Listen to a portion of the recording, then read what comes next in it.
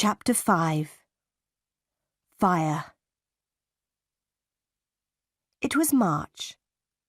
One night I was in bed, but I was not asleep. The house was quiet.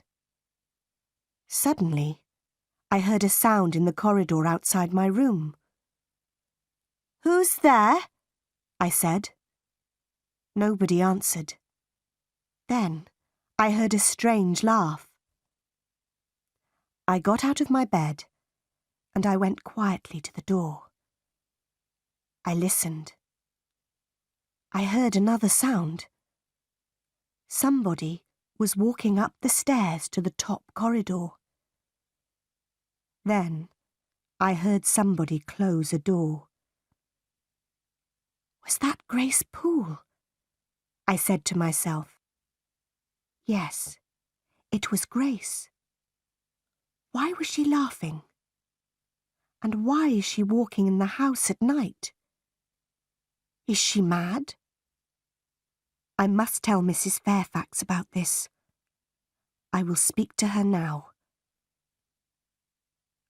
I put on some clothes and I opened the door. There was a candle on the floor outside my room. The candle was burning. There was thick smoke in the corridor. I went into the corridor. I looked around me. The door of Mr. Rochester's bedroom was open, and the smoke was coming from Mr. Rochester's room. I ran into the room. "Wake up, sir!" "What happened, Jane?" "There was a fire, sir. Grace Poole tried to kill you." "Stay here, Jane. Open the window. I'll go upstairs." I sat in a chair by the window. Time passed. At last, Mr. Rochester returned.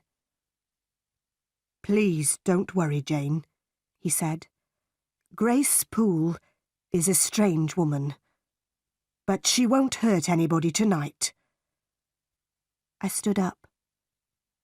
"Good night, sir," I said. Mr. Rochester held my hand. He looked at me, and he smiled. "Thank you, my dear friend," he said. "You saved my life tonight, Jane."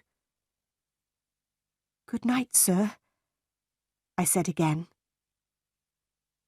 I went back to my bed. I was very tired, but at first I could not sleep. Suddenly, I understood something. I loved Mr. Rochester. He had smiled at me. He had held my hand.